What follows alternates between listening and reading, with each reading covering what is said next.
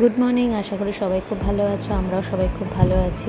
আজকের দিনটা যেহেতু শুরুই হচ্ছে একটু অন্যরকমভাবে, কারণ হচ্ছে আজকে জামাই ষষ্ঠী। তো সব জামাইদের কাছে এই দিনটা খুব স্পেশাল এবং শ্বশুর শাশুড়িদের কাছেও। এভাবেই অয়নকে আমার মা ষাট করে দিল, যেটা কিনা প্রতি বছর আমাদেরকে আমার মা এভাবেই করে দেয়। বিগত 8 বছর ধরে অ্যাড হয়েছে অয়ন, আর এই 4 বছর ধরে অ্যাড হয়েছে ছোট্ট টিনটিন।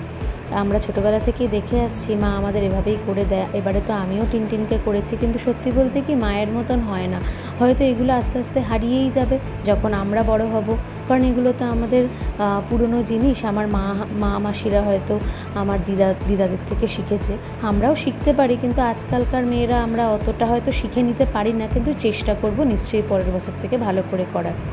আর মা খুব কষ্ট করে এই আয়োজনটা করেছিল, অনেক রকম আইটেম রান্না করেছিল, আর অয়ন চব্যচস্যভাবে খেয়েছে। আর পুরো থালাটা তো শেষ করতে পারিনি, তাই জন্য আমাকেও একটু ভাগ করে নিতে হয়েছে। সত্যিই খাবারগুলো খুব ভালো রান্না হয়েছিল। আর তারপরে যেহেতু পরের দিন আমাদের ফাদার্স ডে ছিল, সেটা সেলিব্রেট করব বলে আমি অয়ন আর আমার ভাই বেরিয়ে পড়েছিলাম একটু তারই আয়োজন করতে।